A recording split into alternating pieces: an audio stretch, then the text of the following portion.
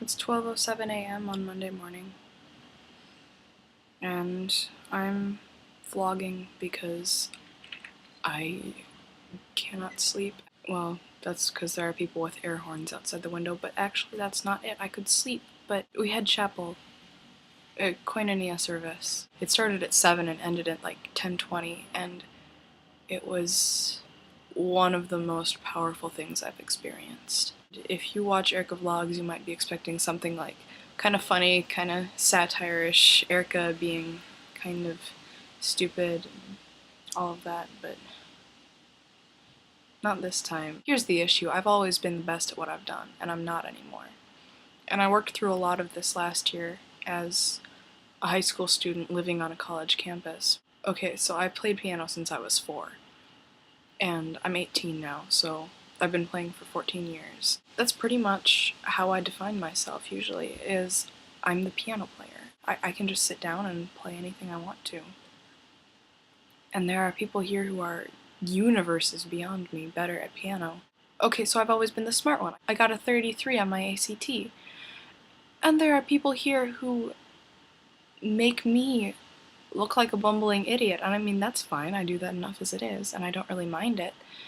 But it's just, when you define yourself by what you do, I am average.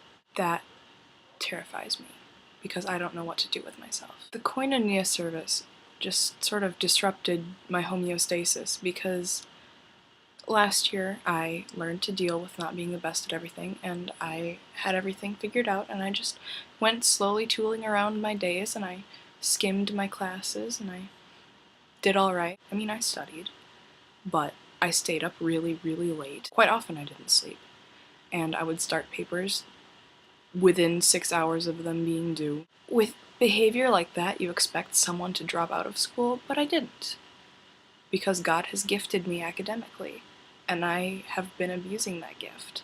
I deserved to do a lot worse in my classes than I did, and God and my teachers were really, really gracious to me. And I can't continue like that. The koinonia service today was themed about taking off your mask, and I was feeling pretty good about myself during the service. Like, I try to be a woman of integrity. I want to be someone honest, and if you see me, like if you normally see me in class and you see me hanging around with my dorm friends, I want to be the same person then that I am in class. I want to be the same person on Sunday mornings as I am on Friday nights. And I think that I do a pretty good job of that. So I was feeling pretty good about myself during that service. Just example after testimony after powerful, moving testimony, and I'm sitting there just not feeling smug, but just that sort of not quite self-righteous feeling of, I really hope these other people get something out of it. God touched my heart and he said, Erica, you are a fool, and stop messing around and listen to these people, because this message is as much for you as it is for any of these freshmen. I have been allowing myself to be mediocre because I can get by. I can skim along on talent and never do anything. And I still get awards and whatever. And all of that is crap, because I put in less work than the people who I beat out for any of those awards. That makes me so angry at myself. It's just, I can't live like that anymore. I just want to be the best person that I can be, and I haven't been. I was at a meeting for swing dance club today, and there was this little boy who came galloping down the hallway on his hands and feet. We all sort of cranked our head around and looked and started laughing. Of course, then he started doing that thing that all 6- and 7-year-old boys do, and making faces at us and thinking he's so funny and trying to get a reaction from us. And at the time, I didn't think much of it, because, that's what little boys do. They're just trying to get attention, and everybody knows it. But now I realize that metaphorically speaking, I'm that little boy, and I'm just desperately doing whatever I think will work to get people to notice me and to love me more. All I want is validation. Like, I'd probably do a handstand if you asked me. Well, not that doing a handstand is bad. If it made someone smile, I would do it just to feel like a better person. And if I disappoint someone, oh goodness, that means that something is terribly wrong and that I have been messing up as a person and that I need to be better and that I'm a failure. I don't even know if this is going up on YouTube. I might as well temper my channel with something a little bit more revealing and not quite so blatantly blithe and stupid. The campus pastor came up and talked about we can't live in Disney World. We can't live in this perpetually happy facade of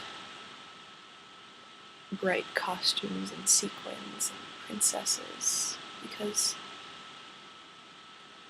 it's exhausting and it tears us down and it's one-dimensional. And that's what I've been trying to live in my entire life. A rule follower. I want to be Peter stepping out of the boat, but combine that with a fear of deep water and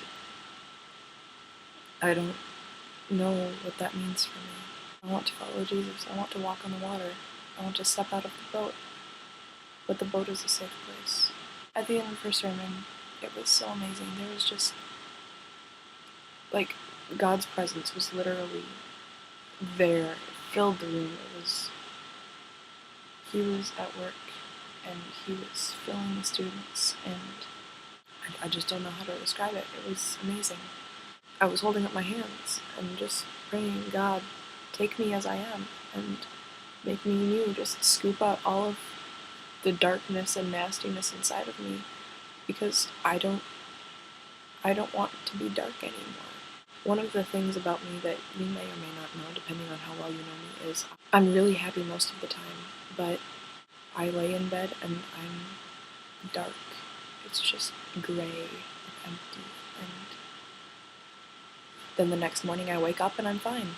One of the things that really distinguishes this for me is that I've never felt this feeling while it's light out. It's always after the sun's down, and I'm not scared of the dark. I like the lights to be off when I'm sleeping, but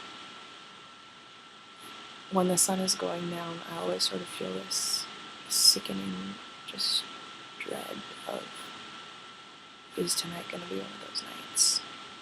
And one of the lines during chapel was something about that Jesus is the light, so we don't have to be afraid of the dark. And that just, I don't have to be scared of the dark. I don't have to be scared of gray. I don't have to be scared of empty.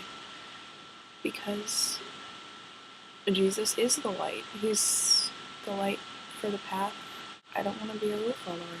I don't want to evaluate myself based on whether or not people like me. I don't want to be the one who's only worth something if she's better than all the other people in the room at any given talent. I don't need Disney World.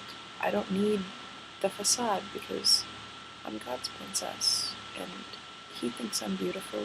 He'll twirl me around and dance with me, and in the end, that's all that really matters. Seeing him bring together the college community here, covering them all just with a huge dose of his power, it was visible. There was just this light, and it just bound all of us together. Split second. It was the most beautiful thing I've ever seen. You couldn't have measured it.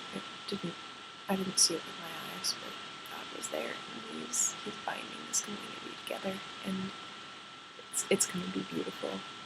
And I'm so excited for this year, because Jesus is going to do amazing things in the community here and in me, and I can't wait to see where he takes us.